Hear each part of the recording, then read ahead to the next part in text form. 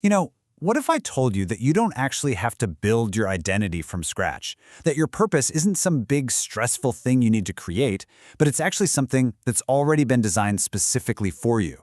Well, that's the powerful idea we're going to dive into today. So let's just start with a question I think every single one of us has wrestled with. Do I have to earn my worth? Do I need to achieve enough or prove myself or become something more to finally feel like I'm valuable? The idea we're exploring today completely flips that performance-based mindset on its head. It's this belief that your identity isn't something you earn, it's something that's declared over you. It's a gift, not some prize you have to win. So what on earth does it mean to have a pre-approved identity? This isn't some new concept. It's an idea that goes way, way back to the very beginning of the human story. Now, the timing of this verse in Genesis is absolutely crucial. This was declared before anyone had a chance to succeed or to fail.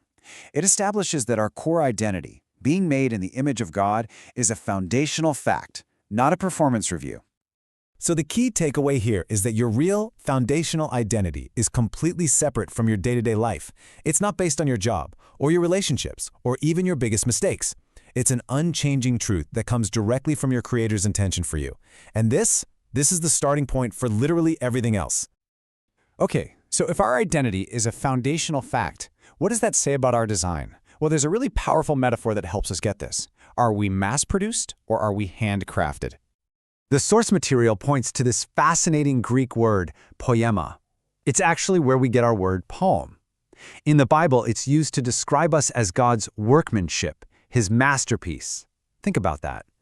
It implies real intention, skill, and artistry in every single detail of who you are. This really highlights the two completely different ways we can see ourselves.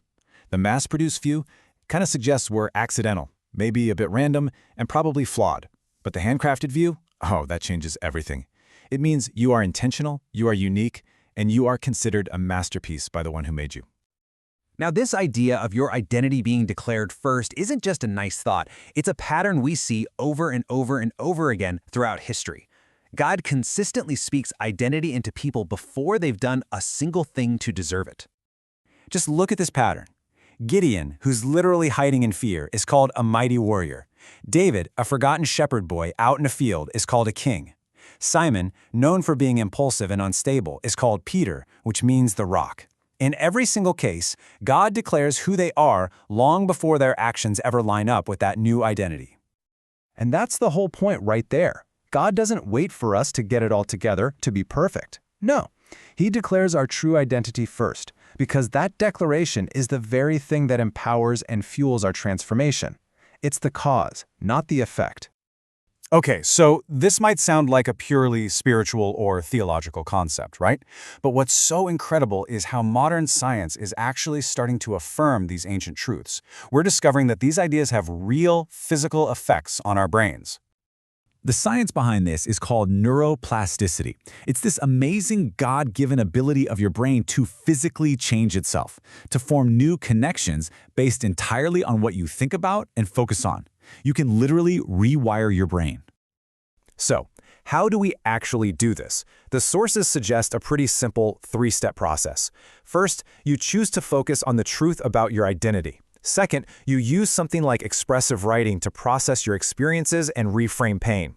And third, you consciously practice shifting your thoughts from fear to faith, actively building those new neural pathways.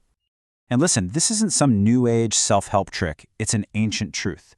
This verse from Romans tells us that transformation happens by the renewing of your mind. It means we get to actively participate in our own transformation when we change what we focus on. So, where does all this lead? I mean, why does understanding our identity matter so much right here, right now? Well, because it's the key. It's the key that unlocks our purpose. This is the bottom line, really. If you don't know who you are, you'll spend your whole life striving to become something you were never meant to be. But the moment you start from a place of secure, God-given identity, you're finally free to step into the purpose you were actually designed for. And this is where all the pressure comes off. Your purpose isn't some stressful project you have to invent out of thin air. No, it's a design that already exists, something you get to discover and uncover as you walk through life grounded in who you truly are. So let me just leave you with this one question to think about. What if you really, truly embraced this? If you knew, deep down in your bones, that you were created as a masterpiece and that your purpose was guaranteed by your Creator, how would that change the way you live, starting today?